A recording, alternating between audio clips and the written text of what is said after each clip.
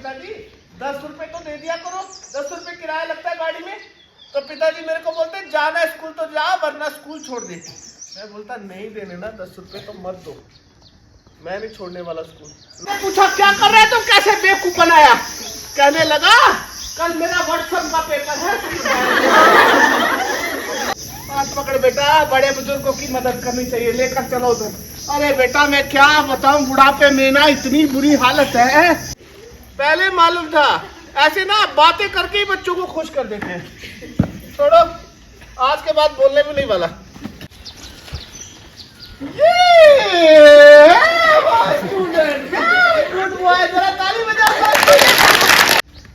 चुप रहना बिल्कुल, दांत मत निकालना सर के सामने। हिंदी वाले सर आएंगे तब हंस लेना, इंग्लिश वाले सर के सामने मत हंसना। मगर जो इसका अंत है वो बच्चों को अच्छा नहीं लगता, इसलिए मैं कई बार यहीं तक सुनाता हूँ। यही खत्म कर दे। मगर सच बोल रहा हूँ, आपको अच्छा नहीं लगता पक्का? देख लो, मैंने आपको पहले बता दी कहानी, तो आपको सारी पता है, मैंने पहले बता दी। अब क्या है कि कहानी के आखिरी दृश्य में ये लड़का इम्तिहान देने के बाद घर वापस आ रहा है और बड़ा खुश है कि इस बार मैं मेरिट में आऊँगा, स्कॉलरशिप मिलेगी। तो ये सब बातें सोचते सोचते ये लड़का अपने घर के बिल्कुल करीब पहुंच जाता है और अगले पेपर की तैयारी करूंगा, ये सब बातें इसके दिमाग में चल रही। तो ये सब बातें सोचते सोचते ये लड़का एकदम अपने घर के करीब पहुंच गया। आगे क्या हुआ आइए। माँ, अम्मा जल्दी से खाना लगा मेरे को।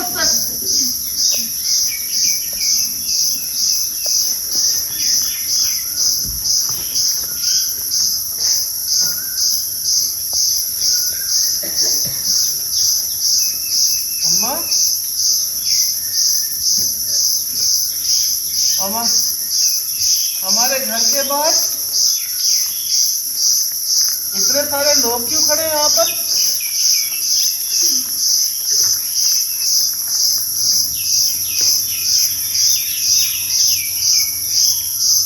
जब मैं घर के करीब पहुंचा तो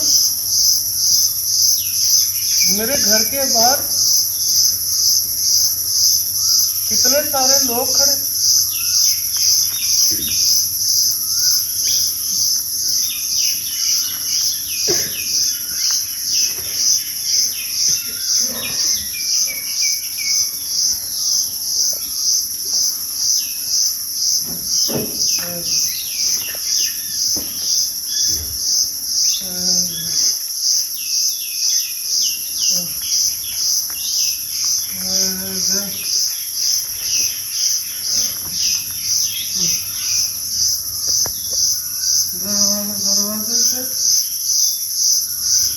दरवाजे से अंदर देखा तो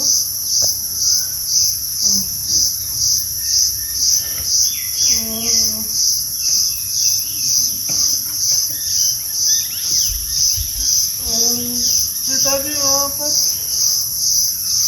जमीन के ऊपर लेटे हुए हैं। पिताजी के सर में से कितना सारा खून निकल रहा है। माँ, रो क्यों रही है? चोट कैसे लगी है सर में? चाचा, बाबा के सर में चोट लगी हुई है, खून निकल रहा है सर में से।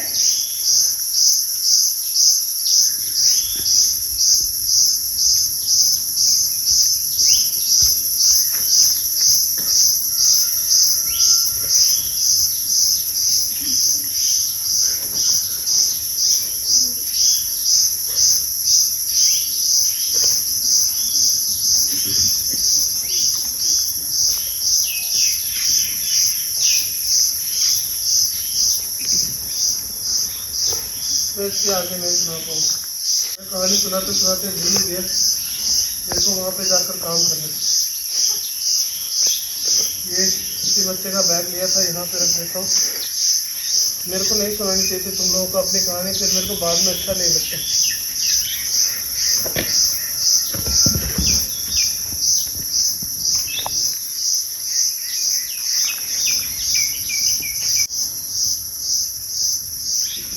अंदर गया नहीं कमरे के पीछे जाकर खड़ा हो गया। मैम जिसकी चाय की दुकान है ना, वो अंकल मेरे पास आया, ऐसे करके मेरा हाथ पकड़ के खींच कर अंदर ले गया। बोला चल अंदर चल, अंदर चल। अंदर गया, माँ ने देखा तो देख कर जोर से रोते गई। वो चाय वाला अंकल पता क्या बोल रहे, वो चाय वाला अंकल बोल रहा है अपने पिताजी को आखिरी बार देख ले, कपड़ा रखा हुआ है सर के पीछे किया तो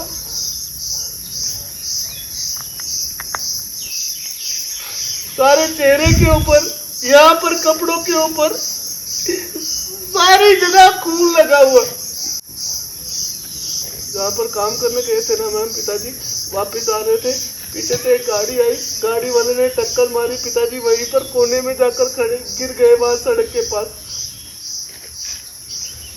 ऐसे लोग थे, जा रहे थे गाड़ी से, देख रहे थे शीशा नीचे करके कोई अपना रिश्तेदार तो नहीं है ना, बस इतना देख रहे थे। और उसके बाद क्या कर रहे थे पता, उसके बाद चले जा रहे थे। और सर आधे लोग ना मोबाइल से वीडियो बना रहे थे। तो जो आदमी मोबाइल से वीडियो बना रहा था, वो आदमी अगर गाड़ी में बिठा के या किसी को बोल के हॉस्पिटल में पहुंचा देता,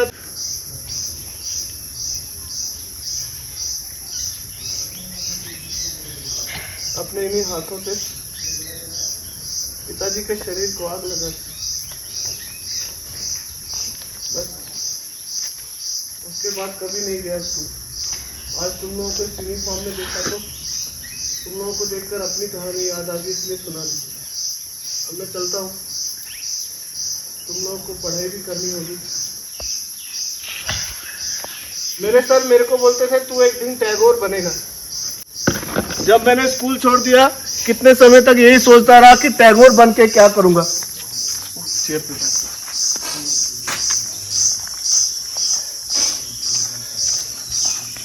मैम यहाँ बैठो। मैम जो सर ने डायरी दी थी ना ब्लैक कलर की, मैम उस डायरी के ऊपर ना अपनी सारी कविताएं लिखी थी सुंदर सुंदर करके। और मैम कितनी कविताओं के ऊपर ना फर्स्ट प्राइज मिला था।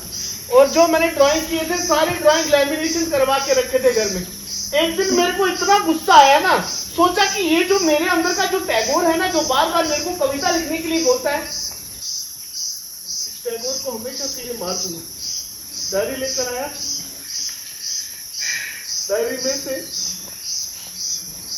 एक एक पेज फाड़कर माँ जहां पर खाना बनाती वहां पर जाकर फेंक दिया। पर एक सच्ची बात बताऊं, अपने अंदर के टैगोर को मैं फिर भी नहीं मार पाया। पता है क्यों? जब भी तुम जैसे बच्चों को देखता हूं ना यूनिफॉर्म में पढ़ाई करते हुए, तो तुम लोगों को देख के जो मेरे अंदर का टैगोर है ना, वो अपने आप जाग जाता है। अच्छा सुनो, तुम्हारे सब टीचर से एक छोटी सी बात करनी है, मगर ये बहुत ज़रूरी बात है। 1 मिनट के लिए तुम लोग कुछ बोलना मत, चुप रहना। सारे टीचर तो नहीं है, जितने भी टीचर हैं सबको बोल देता हूँ। मैम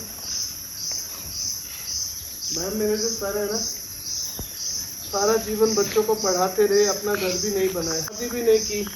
एक बैग अपने कंधे पे टांग कर गाँव में घूमते रहते। कोई बच्चा पढ़ाई छोड़ देता तो उस बच्चे के घर पे जाकर झगड़ा करके उस बच्चे को अपने साथ लेकर आ जाते। छोटे छोटे बच्चों के कपड़े धोते, खाना बनाकर खिलाते, बच्चों को कहानियां सुनाते, बच्चों को बोलते तुम टैगोर बनो। तो मैम अगर मेरे सर खुद टैगोर बनना चाहते ना, वो बहुत आसानी से बन सकते थे, मगर गांव के उन बच्चों के लिए अपना सारा जीवन दे दिया। मेरे सर कभी टैगोर नहीं बने। और मेरे सर ने मेरे जैसे छोटे छोटे ना जाने कितने टैगोर बना दिए। मैम आप सब टीचर्स, इन बच्चों के लिए जो काम आप लोग कर सकते हो ना, वो काम इस दुनिया का कोई दूसरा इंसान नहीं कर सकता। अपने अंदर के उस टीचर को आप हमेशा जिंदा रखिएगा।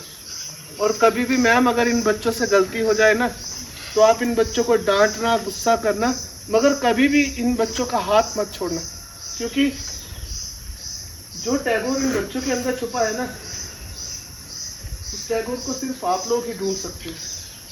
मैं जा रहा हूँ, मैं ऐसे ही तुम लोगों को अपनी कहानी सुना के दुखी कर दिया। और एक बात छुपा रहा हूँ, इधर से ना, जो मेरे पेपर छूट गए ना 12वीं क्लास के, गांव में जाके इस बार फिर से फार्म भरूंगा। नंबर जितने भी आए कोई फर्क नहीं पड़ता, आगे की पढ़ाई प्राइवेट करूंगा और उसके बाद अपने गांव के बच्चों को जाकर पढ़ाऊंगा और उनसे कहूंगा तुम टैगोर बनना। एक छोटा सा काम करोगे मेरे लिए? करोगे?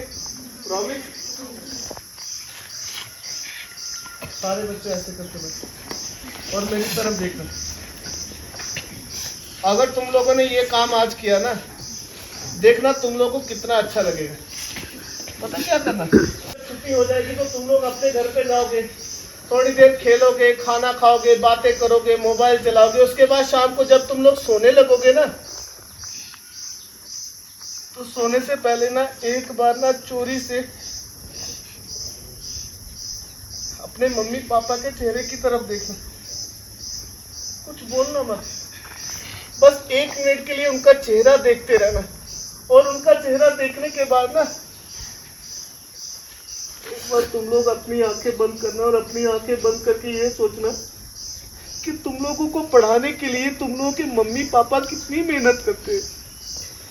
तुम जो चीजें मांगते हो, जितने पैसे मांगते हो, सब ला कर देते। और पता की बात ना, कई बार मम्मी पापा के पास पैसे नहीं होते, मगर वो तुम लोगों को मना नहीं करते, कहीं से उधार ला कर भी देते हैं।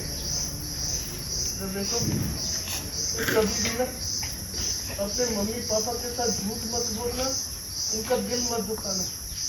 और इधर देखो, आज जब घर पे जाओगे, पहले मम्मी दिखाई देती है ना, मम्मी के पास जाके ना, माँ के पास, इधर देखो, माँ के पास जाकर ना ऐसे करके ना माँ का हाथ पकड़ लेना और हाथ पकड़ के उसको पहले एक बार थैंक यू बोलना। थैंक यू बोलने के बाद करने लगा और मम्मी को बोलना आप चिंता मत करो, हम पहले से भी ज़्यादा मेहनत करेंगे और कुछ भी हो जाए पढ़ाई कभी मत छोड़ना और कभी हिम्मत भी मत हारना।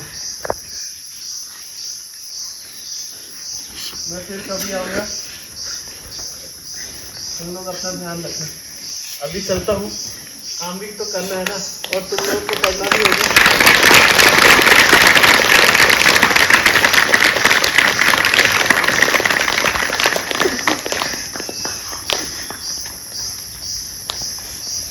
हंसना और रोना दोनों एक ही चीज है, सुख और दुख।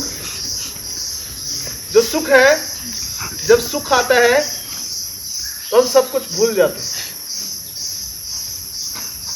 जो इंसान सुख और दुख को एक समान मानता है, वो इंसान कभी भी इस दुनिया से खाली हाथ नहीं जाता। हमेशा कोशिश करिए अपने जीवन को हर एक मोमेंट में, जब खुशी आती है तो खुल के हंसिए, खुश होइए, और जब दुख आता है तो घबराइए मत, उसको भी समान रूप से अपने जीवन का हिस्सा मान के उसके साथ आप खुशी में बह जाते हैं, उसी तरह दुख में भी हम अपने जीवन को उसी तरह से समान रूप से चलाना चाहिए। आप सभी बच्चों का और सभी टीचर्स का मैं दिल से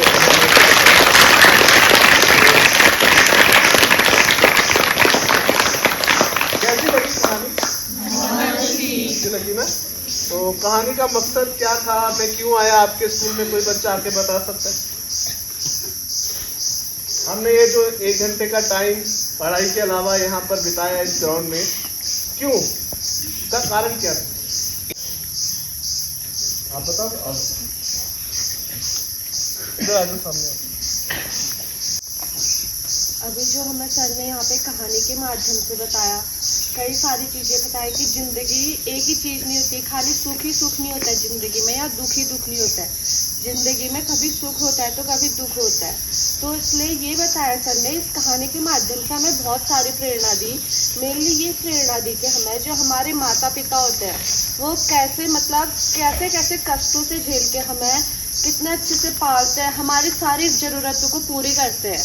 चाहे हम छोटी से छोटी चीज़ मांगे वो हमें कभी मना नहीं करते हैं। हमें भले ही उनके पास कुछ नहीं होता है फिर भी हमें कैसी हालतों में स्कूल भेजते हैं कि हाँ हमारा बच्चा पढ़े, हमारा बच्चा आगे बढ़े, वो कुछ बने करके।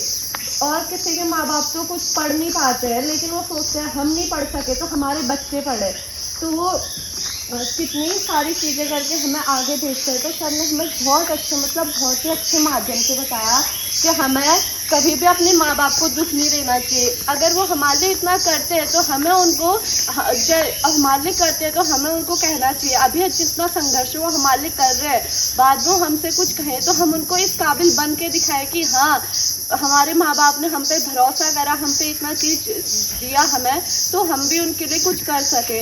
और बाद में जब हम कुछ बन जाए, उस मुकाम पे पहुंच जाए, तो वो चाहे किसी भी चीज़ में कहे, हाँ जैसे हम इस मुकाम पे पहुंच जाए तो वो कहेंगे, जैसे हमारी मम्मी या पापा कुछ भी कहेंगे, वो जाते हुए ये गाड़ी कितनी अच्छी लग रही है, तो हम उस मुकाम पे पहुंच सके कि एक बार उन्होंने कहा कि वो गाड़ी कितनी अच्छी लग रही है, हम उसको खरीद के उन्हें दे सके। मतलब जितना वो अभी हमारे लिए कर रहे हैं तो हम उनको उससे बाद में ज़्यादा दें। और अपनी मम्मी पापा को कभी दुख नहीं देना चाहिए। वो अभी जितनी मेहनत से हमें पढ़ा रहे हैं, हमें उतना अच्छा उनको रिजल्ट दे देना चाहिए। कभी निराश नहीं करना चाहिए उनसे और कभी उनका भरोसा नहीं तोड़ना चाहिए। अगर एक बार हमने अपने माँ बाप का भरोसा तोड़ दिया तो हमने दुनिया में मतलब सब चीज़ खो दिया, क्योंकि माँ बाप से बढ़ के हमारे लिए जीवन में कुछ नहीं होता। धन्यवाद। और इसी के साथ हम समाप्त करते हैं। मुझे लगता है और ज़्यादा बोलना नहीं चाहिए। आप जब समय मिले फिर से इस बार आज की इस घटना को अपने जीवन में उतारने की कोशिश करिएगा।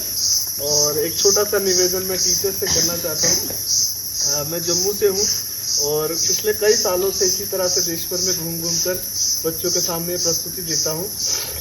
ये जो कहानी है, अभी तक इस कहानी को लगभग 70 लाख से ज़्यादा बच्चों को इसी तरह से सुना चुका हूँ स्कूलों में जाकर। तो एक छोटा सा मिशन है बच्चों को इस तरह से मोटिवेट करना, हंसाना, रुलाना।